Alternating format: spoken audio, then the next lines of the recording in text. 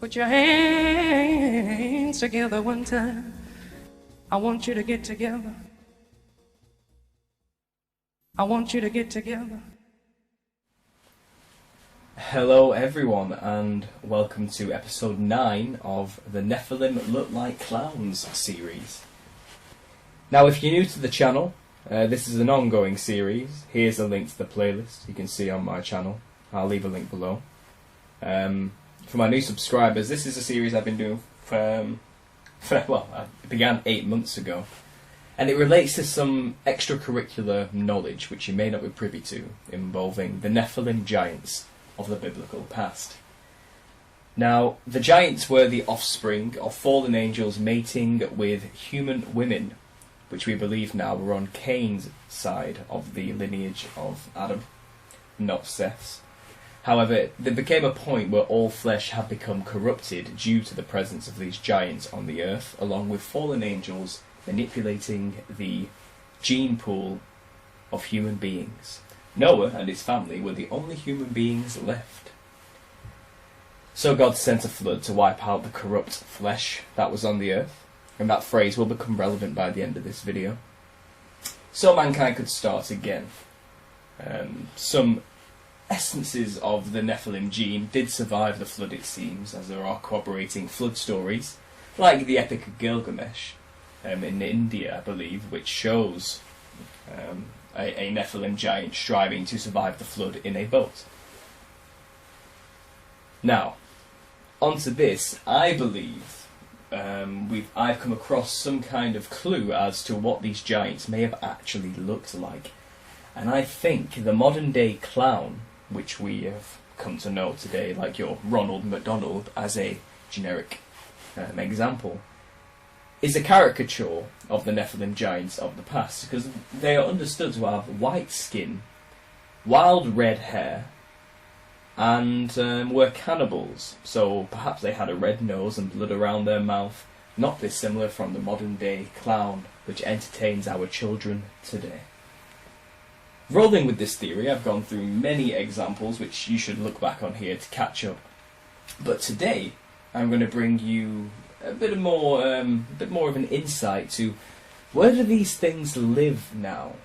Because it's understood that when the flood came, the giants, the Nephilim, their spirit, their soul, or nephesh as it was called in the Bible, remained on earth. They don't have a body anymore. They want to possess humans, oppress humans, and live inside the bodies of humans, and this is the demonic problem, or demons, that we have to deal with today. But while they are disembodied, they are somewhere. Not visible to us here on earth, but still here on earth, just behind a veil, which I believe was placed there by God after the flood, so we don't have to deal with them. These things are monstrosities, hideous to the eye, terrifying beasts. Now, there's many conspiracies to say that, they're trying to bring them back here. But before they come here, let's have a look at where there is for them currently. Now, I believe, cutting straight to the point here, carnivals are a direct representation in the physical realm of the home of the clowns, the Nephilim, in the spiritual realm. Now, whether someone's intentionally planned to make it this way, I don't know, but I do think there's some relevance to the as above, so below principle, in the sense that what happens there manifests here. So getting onto it, let's look at a few carnivals. Now, a carnival is this place where we have a big wheel of flashing lights and spinning circles and spirals and psychedelic patterns, colours, noises, just overwhelming the senses of every child or adult that goes to these things. And this is the natural habitat of the clown, is it not? Now, I was looking at these pictures here of your average carnival, and I noticed this big pinwheel, and it reminded me of the average psychedelic tripper and his reports on DMT would discuss flying through a circular mandala portal. something that looks a lot like this, which I think may be representative of what the Ferris wheel is, the portal into the realm of the Nephilim spirits, the psychedelic fractaled matrix which these beings have been forced to remain in and want to get out of. So when psychedelic trippers go to these realms and think they're, seeing something wonderful and inspiring, I think they're just going to a place they should keep their wits about them, let's just say that. Because people encounter, as I mentioned in other videos, jester beings all the time whenever they go to this other realm. Jesters start dancing around them. So I was thinking more of carnivals, and I remembered the Cirque du Soleil. This thing that comes around, I think it's French, correct me if I'm wrong, I'm sorry, that worships the sun god Lucifer, who's the head of the Nephilim and the fallen angels. And at this festival, they had this character here, perhaps one player, which was called Kuza, which looks a lot like the Heyoka tribe's jester demon. If I quickly get a picture up here, a Heyoka jester, which is from a tribe, or a series of tribes. It was a Kachina kind of demon in North America. But it's this black and white, checkered, weird horned entity that is a jester character in these tribes and cultures. I think this might be a good example of some of them. But this one here is another good example with the black and white fractal lines. The black and white fractal lines, I believe, are symbolic of the matrix these things are within. And we look at Cirque du Soleil's character here, and I do wonder where they got their inspiration from. What a demonic jester-like looking character this thing truly is. Look at these things, look at these people, contorting their bodies in weird shapes, performing fantastic feats, flying through this dark void they seem to be dancing within, which I think is representative of their home, the fractaled matrix, where these funky, psychedelic, clown-looking entities dwell. Now, carnivals are one thing. We have fun fairs, which is a very British colloquialism for these type of things. A fun fair, which can travel from town to town, usually. One's coming to my town very soon, in fact. But look at this place, it's definitely, seems to me, symbolic and representative of spinning wheels, wild symbology of a crazy realm, a crazy world where crazy entities and jesters live. Makes you think twice about Disney World as well, and what that place really is in this respect. Now, keeping it relatively light-hearted, carnivals are also something, the whole festivals that cities put on. Mardi Gras is a good example in New Orleans, where the jester and the clown is venerated as some kind of godlike symbol and figure, and it's a time of debauchery, and we'll just say fun, shall we? But sin is obviously rife from a Christian perspective at a festival like this. But the clown is a prominent feature. It's always kind of manifesting out of the psychedelic swirling patterns, and well, I think I figured out what these things really are and what these people are actually venerating, whether they know it or not. Now, what got me onto thinking about carnivals is my mum, funnily enough, gave me a book of Ripley's Believe It or Not, showing me about this festival, the Carnival of Basel, which takes place in Switzerland annually between February and March in Basel. And it's one of the top 50 local festivities in Europe.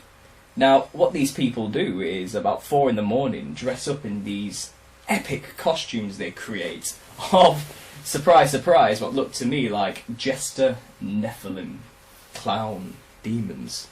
Always have the wide, big grin, the red mouth. But look at these things. Wild red hair, porcelain skin, just exactly how the Nephilim were described in the past and by some Native American tribes who have dealt with them in recent history too.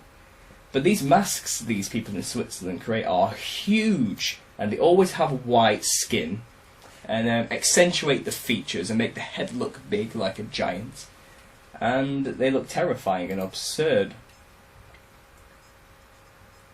But look at these things. Let's just have a quick look, Why is this a festival in Europe where people celebrate these monsters? And going back to, Morris dancing, this is something similar. We're in very similar garb. And even Morris dancers don't really know why they do what they do. The reasons for these festivities and dances are lost in the midst of time. Well, I'm bringing it back to reality, and I think we know what these people are really venerating, whether they know it or not. These are echoes of the Nephilim that once were here on the earth, still being worshipped today. Look at these things. Absolutely terrifying.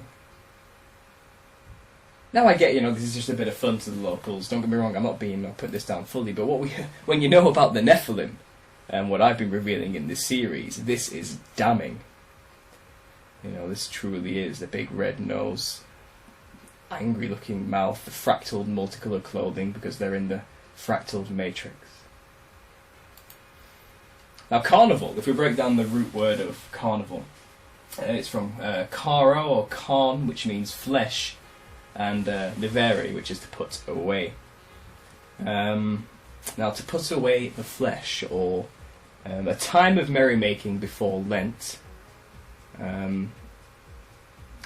can be translated as to remove meat, raising flesh, farewell to meat, to put away flesh, to remove meat. So yeah, it's about the removal of flesh, which is quite interesting when you consider that in the days of Noah, when God flooded the earth due to these monsters running amok everywhere and killing all the humans and genetically engineering them, it says in the Bible that all flesh was corrupt.